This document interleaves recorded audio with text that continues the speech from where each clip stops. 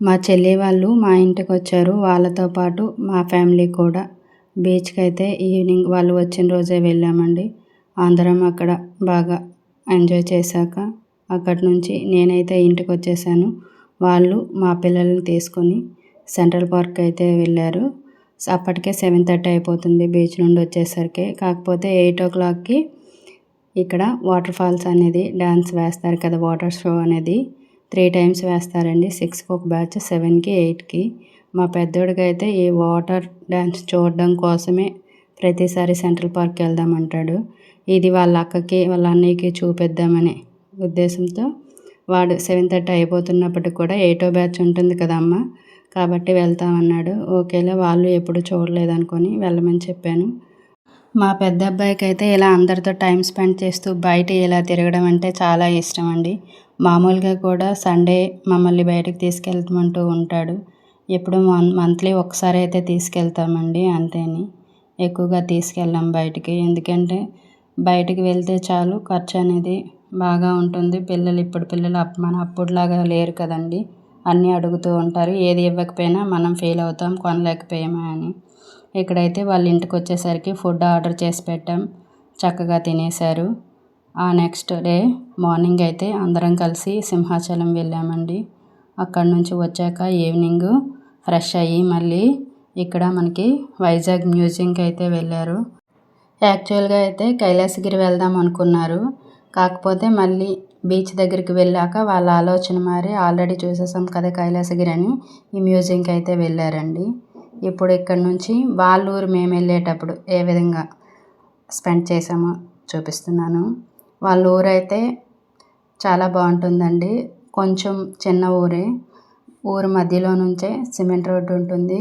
చుట్టుపక్కల అనేది తోట అయితే ఉంటుంది.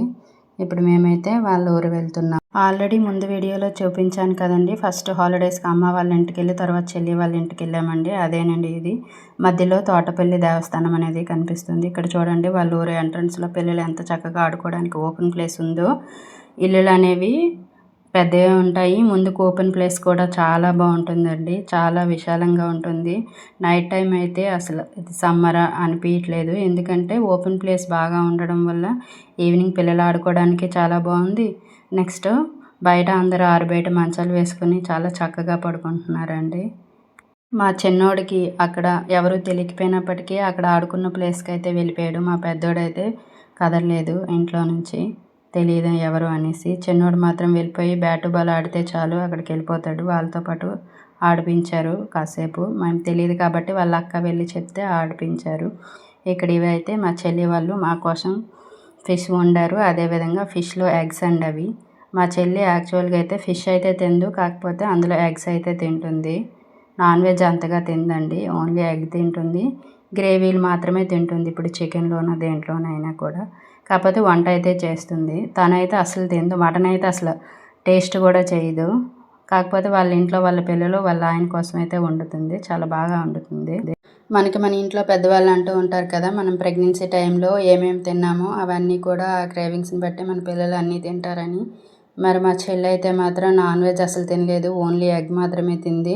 అయినప్పటికీ వాళ్ళ పిల్లలు ఇద్దరు నాన్ వెజ్ తింటారు. ఇప్పుడు నేను ఉన్నానంటే నేను నాన్ వెజ్ తింటాను, కాకపోతే మా పిల్లలు అయితే నాన్ వెజ్ తింటారు. కొంతమంది అయితే అంటూ ఉంటారు, ముందు వాళ్ళ అమ్మ తింటే కదా వీళ్ళకి ఆ రుచి నచ్చడానికి అని.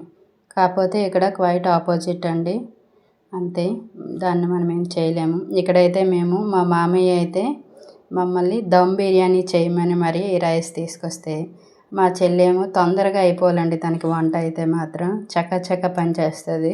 నేనైతే చాలా స్లో. నాకు ఎప్పుడూ అంటూ ఉంటుంది, ఎప్పుడు నీకు పని అనేది చక్క పెట్టుకోవడం రాదు, తొందరగా చేయలేవు అనేసి.